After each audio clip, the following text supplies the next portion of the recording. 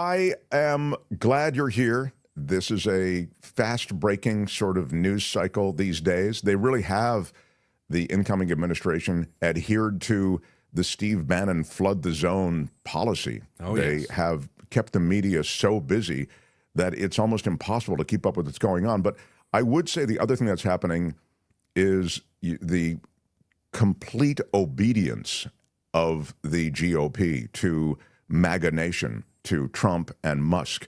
I mean, look at these confirmations. They are utterly without pushback. It's incredible. They just, as we speak, they just confirmed RFK Jr., it looks like, yes?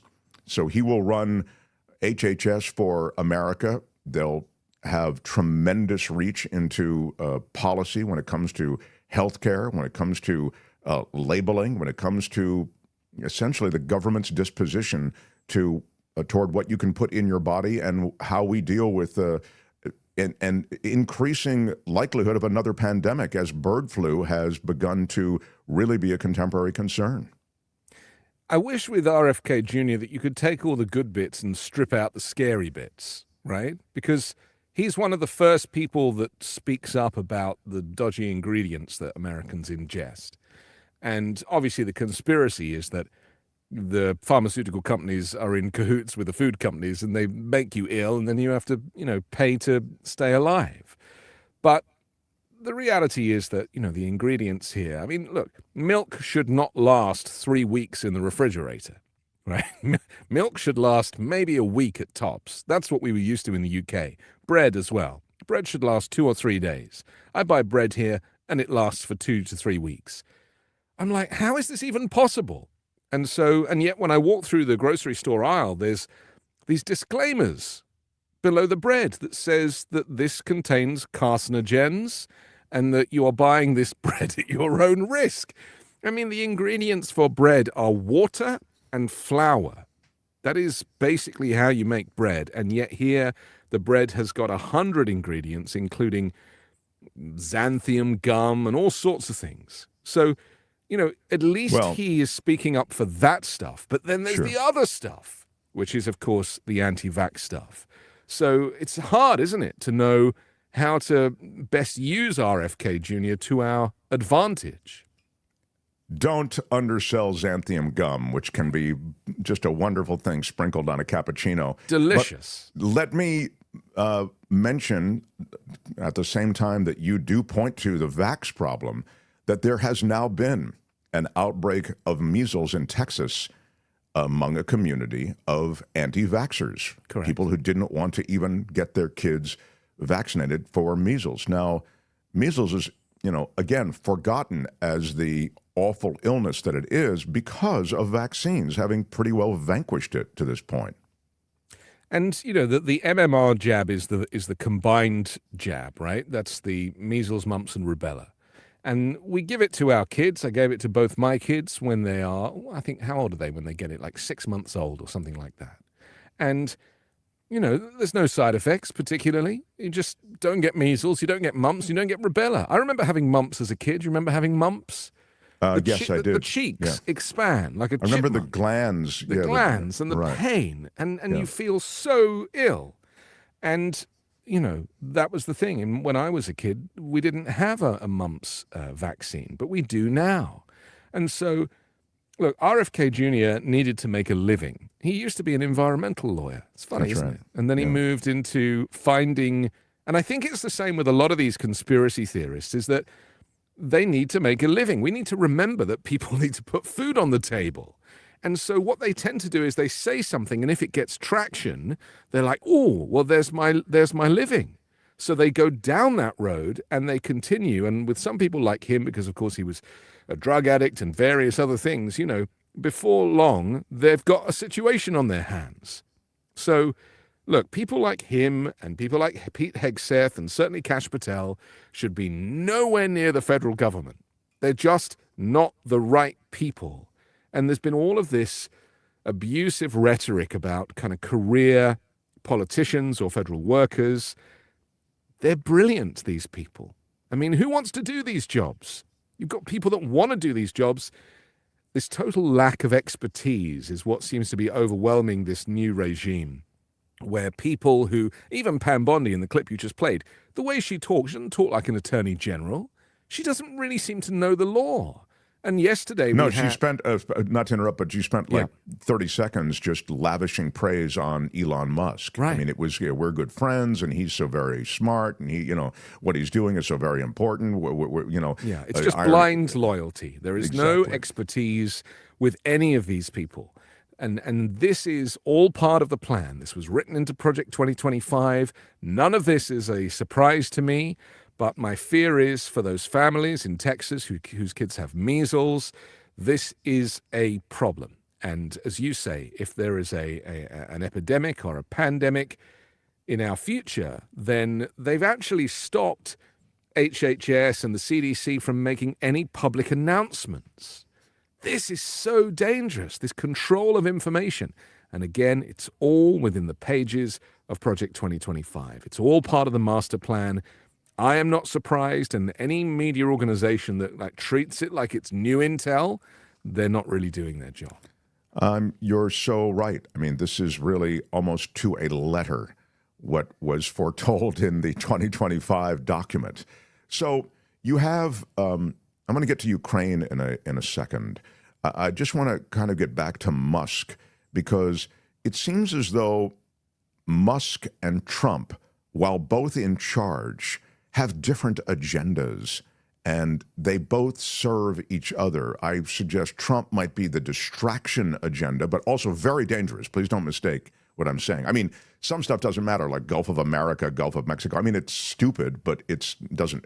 But the flex associated with the military, with getting involved in the Middle East, with going after our allies, Canada, Mexico, the tariffs, the trade wars, these are flexes on the part of Trump that can be dangerous and wildly destabilizing, but they are distinctly different than the Musk agenda. Could you speak to that? Well, Donald Trump is the lead singer of the band, but he doesn't write any of the songs. He doesn't write the material. He just is the front man. So, there are two kind of separate versions of governance here. You've got Trump doing his showmanship stuff, which includes changing the name of the Gulf of Mexico to the Gulf of America. They've only done that because it's a little bit racist, and they can get away with it, Paper straws, getting rid of those and replacing plastic. I mean, what he said about that yesterday was so offensive. I don't think there are any whales munching their way through the ocean who are going to have a problem with this, he said. I mean, he's obsessed with sharks, so I'm surprised he didn't get onto sharks. But this, what a way to talk. But the things that he's talking about are quite benign in amongst the bigger picture. They just piss people off, or they're kind of short-term climate change things or environmental things. But ultimately, we have bigger fish to fry, if you'd pardon the expression right now. Then you have Elon Musk, who, in my opinion, is running the show. I don't think Trump invited Musk. I think Trump works for Musk. There's a quid pro quo going on here. Musk helped him get elected. So Trump is the front man, but he does not write the songs. Elon Musk, meanwhile, has the connections with Peter Thiel and J.D. Vance. They're all part of this kind of tech broligarch movement where they have another plan for America, deconstructing the administrative state and replacing all of these positions, these senior positions, with loyalists, and basically creating their own version of America. And it's going to look and feel very, very different. And Musk is the driving force of this. The thing is, these people, they go on podcasts and they write blogs and they say things over a period of years that really are the hints and the clues as to what their true intentions are. And there's enough of that material out now for some very good investigators to have pieced the jigsaws together. And we've basically worked out, and you saw it in the Oval Office with Musk and his kid X, who I referred to as a human shield. I don't really like to use that phrase, but Musk is obsessed with the fear that he is going to be assassinated and has a much larger security detail than even Donald Trump, it seems. But literally having his kid on his shoulders and using him in that way, I just thought was awful. And so you saw the power play. You saw how Musk, who didn't even dress up for the occasion, held court. Some investigators counted how many words Musk said versus Trump. Musk said about 3,000 words. Trump said about 2,000 words. And really, Musk has the controlling stake of this government. And this is the sad, sorry state of affairs right now. And I don't even believe when people say, "Well, Republicans never voted for this." Yes, they did. This stuff was all on the agenda. People like us were calling it out and warning people. But Donald Trump, in my opinion, he just scraped through. There was just enough of a push to get him over the line. He only won by 1.47% or something. And, so he doesn't have the mandate. There was a scene in that Oval Office moment where Elon Musk used the mandate as the excuse for the work that he's doing. And we've heard this from the press room as well. This is not a mandate. There's 240 million eligible voters in America. And Trump only got 77 million votes. It's because he carried all the swing states that he claims the mandate. To me, that connective tissue is clear. I think they were sweating the swing states. Maybe they shouldn't have been. Seems as though there might have been some other things going on besides one person, one vote. You know how I feel about voter suppression and even the reach of technology on the part of Musk into those outcomes. But let's put that aside for now. They carried the swing states, and I think that's what he feels gives him a mandate.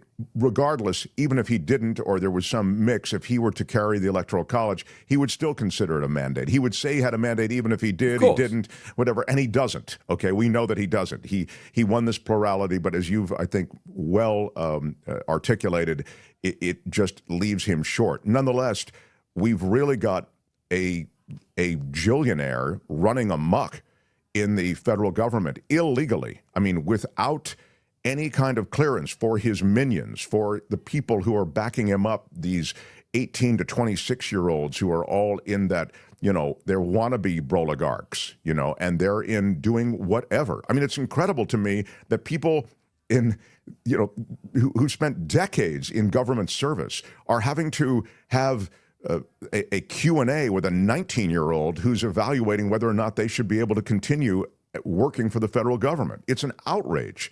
And yet it continues because Musk has been elevated. And as I say, see my first comments, the GOP has been cowed. There are no strictures at all on this guy. If we back up a bit, we do have a problem, and that is that the federal government is bloated. So when people know that, this kind of gives them the excuse to move in. But if you look at what Elon Musk has been posting on the DOGE account on X, he's supposedly listing all the fraud they've found. There is a legitimate explanation for everything. I mean, he claims that he discovered these caves where, if you want to retire from the federal government, you can't do it until they take the elevator down and go into the cave to drop off a manila envelope. Right. I mean, that's not been a secret. He didn't discover that. People have known that for decades. It's just part of the system. But that's where proves, just to be pure about that, to run that out. That's where they store the files on those who want to retire or have retired and left government. They all have to live somewhere, and those files have lived in this.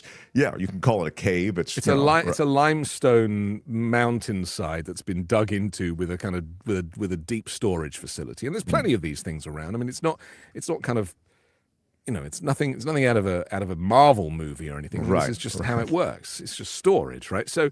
They also bury nuclear waste. I mean, that's no big secret either. So, but the point is that, by the very nature of him using an example like that to claim that this is what we've discovered, to me makes the entire practice of DOGE illegitimate, if it wasn't illegitimate already. So you've got that. And let's be clear, Donald Trump, I think midway through this year, the corporation tax limit expires. This is when he dropped corporation tax from 23% down to 15% when he was in last time. He wants to drop it further to 12 or 10 or 8%. I'm not sure of the number. So this is all leading up to that, because there will not be enough tax revenues to cover the cost of the federal government. So they're looking to take money away from things that don't need to be taken away. I mean, USAID, are you kidding me? Take food from the most starving people on the planet. USAID is only 0.63% of the federal budget, and they're talking about it like it's massive.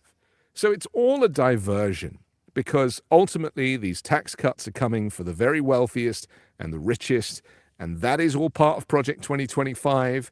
They want ultimately to have a zero-tax society for corporations, and they use the argument of trickle-down economics, which of course has been debunked multiple times.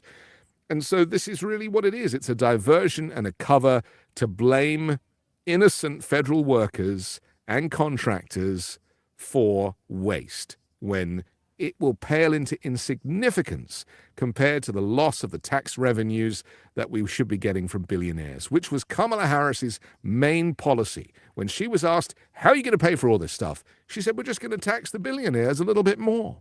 Yeah, you would have thought that that would be so politically popular that you couldn't stop that train. But, Yeah.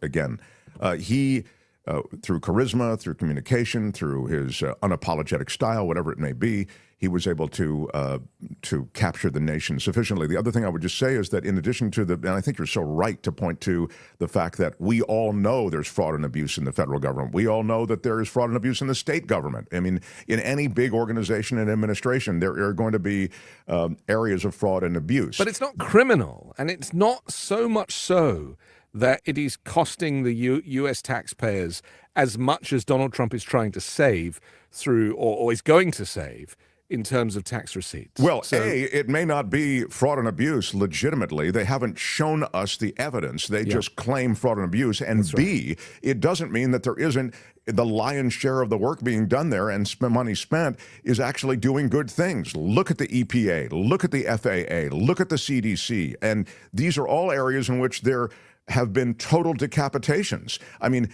and the other thing I do want to mention, because it's not just about money, it's about Musk, who has personal grievances with USAID, looking into the shutting off of Starlink during the Ukraine-Russia war, with the FAA that was fining Musk because he blows up these rockets when they go up off course, and to avoid these pieces of rocket that are flying all over the place unexpectedly, FAA had to make all of these adjustments to flight paths. And so Musk was penalized for that. And he went right after the FAA, the guy who was in charge of it, and he browbeated him and threatened him and got rid of him. The EPA, same deal. When the Musk rockets blow up, all of that stuff comes down on very pristine sensitive, endangered species land. So these are habitats that are so fragile that they've been destroyed by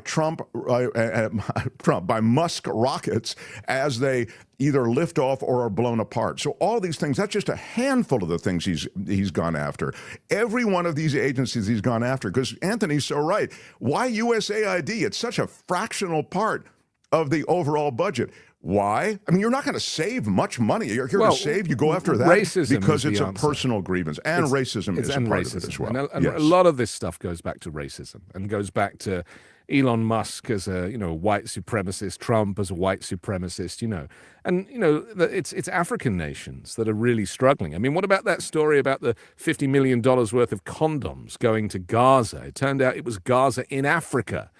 And again, something that, most people might not have noticed. I'm sure Elon Musk knew exactly what he was doing. I wanted to point to, Louis says, for $4.99, thank you for the super chat. The combined credibility derived from Mark and Anthony's credibility glasses is astronomical. Thank you, gentlemen. It is true. I'm glad somebody noticed. Yeah, it's a Clark Kent thing. I mean, without them, we just... Yeah, the credibility drains out of us. Yeah. Before I get to the Ukraine situation, which I want to quickly visit with you, I want to mention that there was an attack in Munich, apparently just this morning, and it left 28 people injured. A car rammed into a crowd of people, And two of the victims are in pretty bad shape. It was a Mini Cooper that drove into a group of trade union strikers. And a 24-year-old Afghan asylum seeker is named in all of this as the prime suspect after the attack. This is, again, does this fit into some sort of global terrorist tapestry that is now going to be woven into American foreign policy? I don't know. But American foreign policy is going to change, isn't it, Anthony? The world is increasingly unsafe since Donald Trump showed up. The price of eggs has also tripled, so, you can choose which one annoys you more. But yes, the whole point of these agencies that we have, the CIA and the FBI, is that there are professionals that have prevented there from being any kind of mainland terrorism attack on this soil since September the 11th, 2001. And to just kind of ignore that and be like, oh, we don't need these guys, we're fine. It is the kind of egomania that goes with that. It's so frustrating.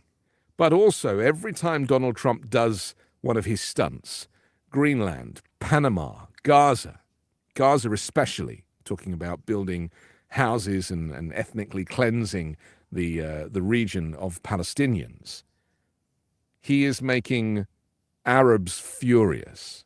The Arab world will not stand for that. And there'd been something of a rapprochement in the Arab world between the West, even Israel, and many of these states that had been, in pitched conflict with them. Well, look, you may remember, I think it was on the 8th of February, he did an executive order designating the International Criminal Court as not being recognized by the United States. And this is after the ICC basically, tried to subpoena Benjamin Netanyahu for genocide, effectively, in the Gaza Strip. And Trump, of course, best friends with Bibi, says, I've got an idea. I'll do an executive order saying we don't recognize it because, we're not part of it and it's not a thing. Well, what he's described is illegal, but it's also pissed off a lot of people because accountability really is the way that you maintain diplomacy. And any of these characters in history, I guess Pinochet is a perfect example of somebody who was like, okay, I'm going to actually come and be questioned and face the accountability. But Trump and Netanyahu have ruled themselves out of that, despite the fact that they break international law at every opportunity. I mean, the first chance to duck out of that was with George Bush, as you know, with the Iraqi war, because he knew that, these war crimes, we'd be in there continuously for everything from the dark torture sites to what was going on in Iraq. Now, Ukraine, quickly, while I still have you. Trump thinks an investment relationship with Ukraine is more tangible than shared values, according to Pete Hegseth. U.S. Defense Secretary Pete Hegseth said President Donald Trump believes that an investment relationship with Ukraine is what we're going for. Quote, President Trump, as a deal maker and a businessman, recognizes that an investment relationship with Ukraine ultimately in the long term for the United States is a lot more tangible than any of the promises or shared values we might have, even though we do have them, Hegseth said. They've repeatedly expressed interest, as you know, have the top Trump officials in the world of rare earth minerals that are in Ukraine. And to be fair, Zelensky has kind of tried to play that card like, hey, we got stuff here that may be of value to you, to sort of try to get them to pay more attention to Ukraine.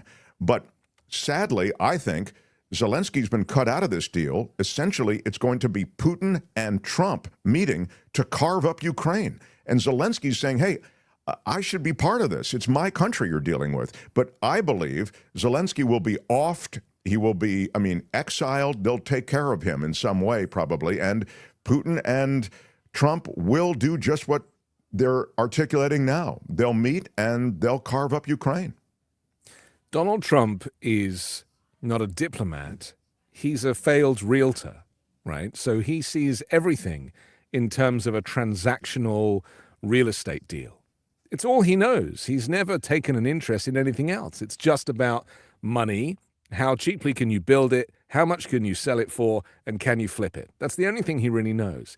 Considering that he calls himself like a master builder, He hasn't built anything. It was infrastructure week every week during his last presidency, and they didn't build a single road or bridge.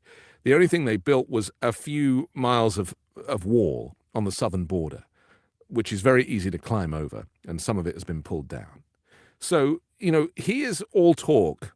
Really, there's no substance to anything that he does. And that's why I believe that the Gaza, the threat of, developing Gaza it's just a distraction. There's no truth to it. You wouldn't even know where to start with that place. But when it comes to Ukraine, Donald Trump has always been on the side of Vladimir Putin. And if you go back to the Helsinki conference, where he stood next to him and he was asked the question, did you ask Mr. Putin if he interfered in the 2016 election? Yes, I asked him, and he said he didn't. And who should I believe, the man standing next to me or the U.S. security services who said he did? So that really was your, on camera, that was your admission that he is on the side of Vladimir Putin. He's never said a bad word about him.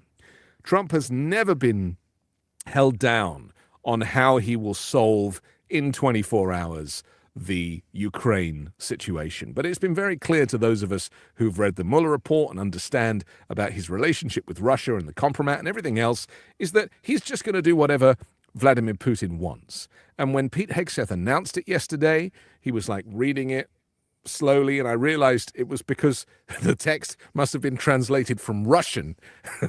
And so it was quite a difficult read. It was like when you get instructions that have been written in China. And I was thinking to myself, wow, they are literally reading Kremlin propaganda word for word here. So yes, you're right. What is going to happen is he won't even invite, or Zelensky certainly won't show up to this meeting, because he knows that he's been played.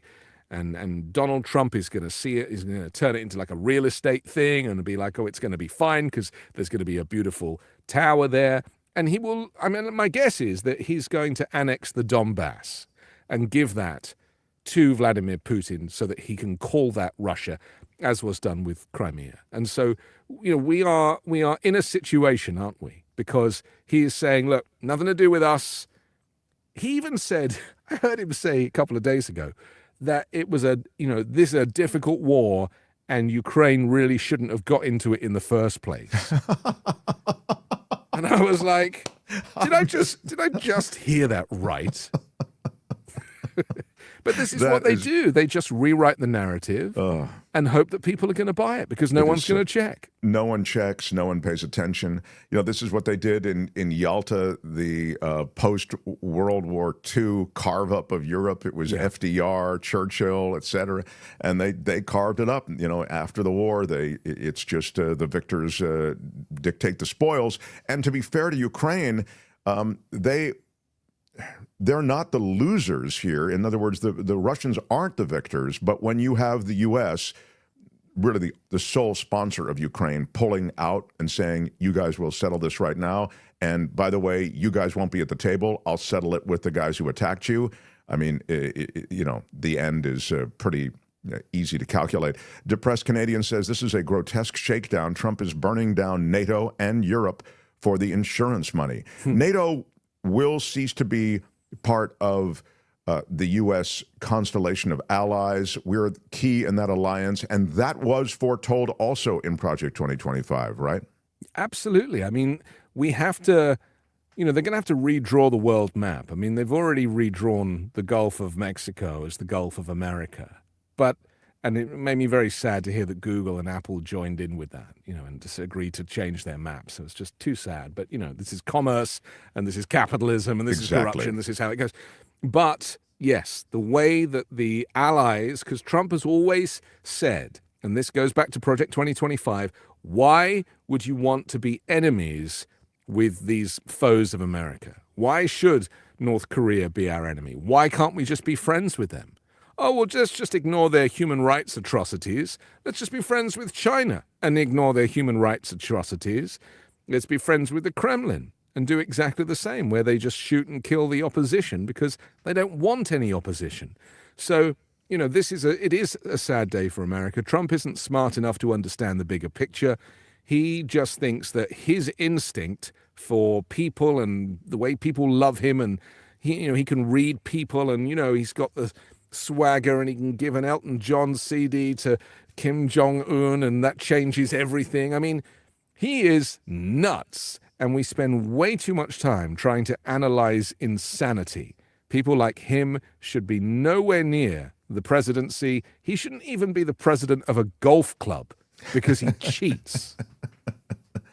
Finally, it looks like the U.S. is getting this prisoner exchange going with, just speaking of Russia, the Russian cryptocurrency kingpin. His name is Alexander Vinnik. It was a prisoner exchange with Moscow that brought home Mark Vogel, the American teacher. Now, Trump is saying it's no exchange. I got Vogel and they didn't, I didn't have to give up anything. But as it turns out, Vinnik, who is a cyber criminal convicted on money laundering charges, I mean, he's like he's Muskian in a sense in this world of crypto. He was arrested in Greece at the request of the U.S., and it's believed he was responsible for laundering around $4 billion. And the U.S. had him, and now they're going to let him return to Russia, and we get Mark Vogel back. So, again, the back and forth between these two countries is something we're going to have to get used to, because Putin is the best friend of Trump. Some might say that Trump is the client of Putin. Well, Putin's been playing him recently, remember, because Trump was like, I know Vladimir very well, and I'll get this deal done in 24 hours, even before I move into the White House. But Putin wouldn't take his call.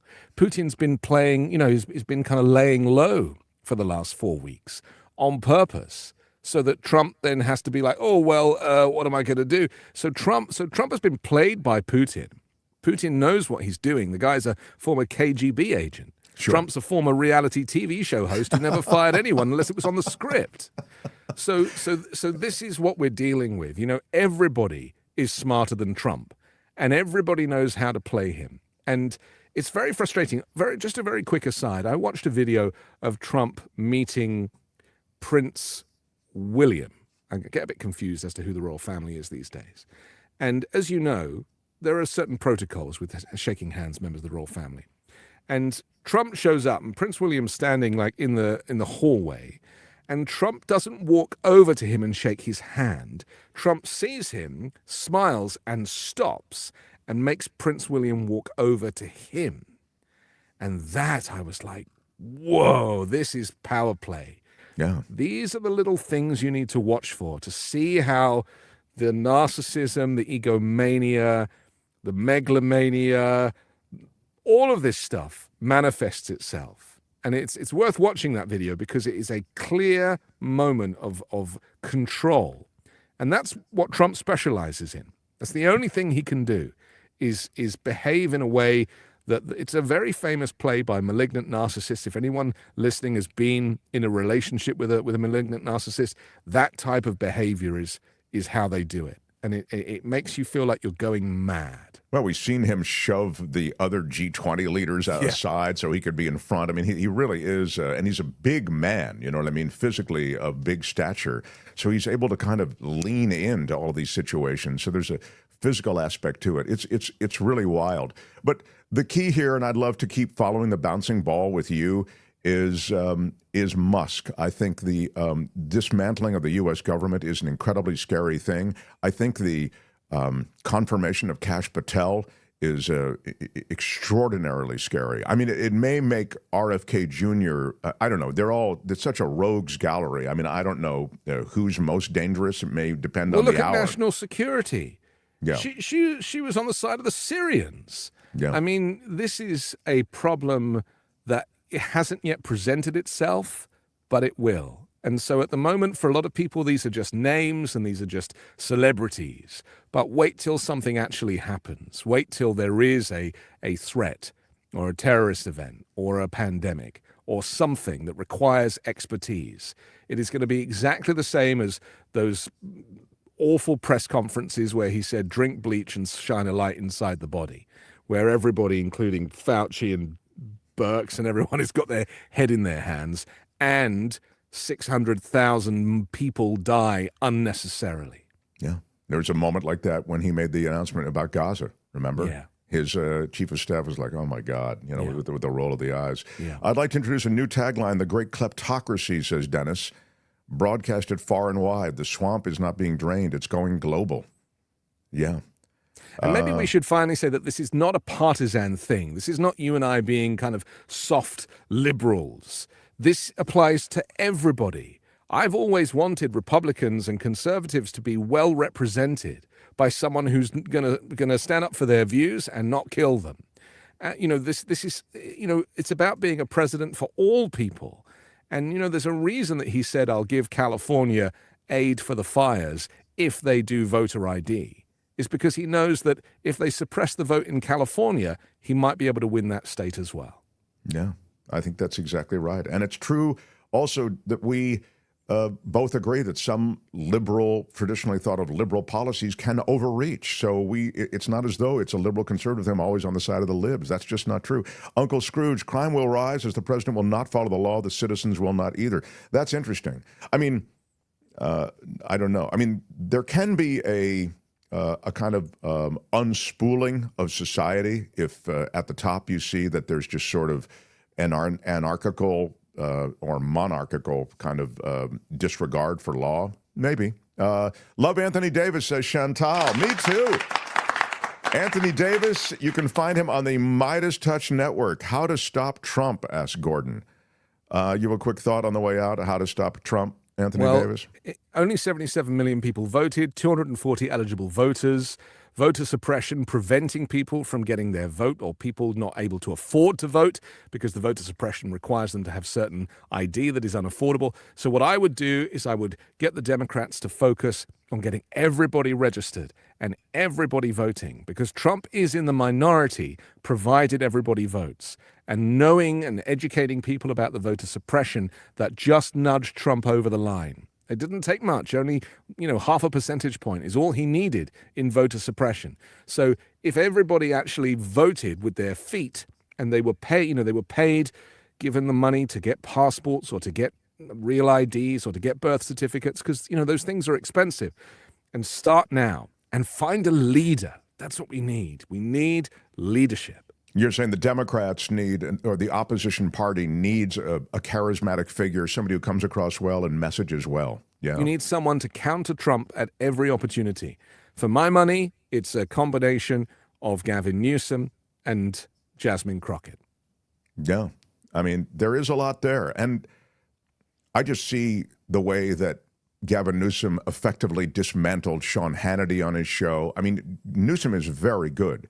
He is a problematic figure. Some of his problems, actually, when you think about it, might work toward the centrists, because he is in the grasp of, PG&E and some, a big medical. So was health Biden. services. I mean, that's why Biden did so well in 2020, because he looked like a conservative, He was an old white guy. So I think that's why I'm saying the combination of Newsom satisfying that crowd and then Jasmine Crockett or AOC or somebody, a female, ideally a person of color, right, so that you get that intellect, because the black women are so smart, and Jasmine Crockett has proven that time and time again. She's much smarter than Gavin Newsom, but I just fear that the prejudice in this country would prevent her from being the leading candidate. So true. Yeah.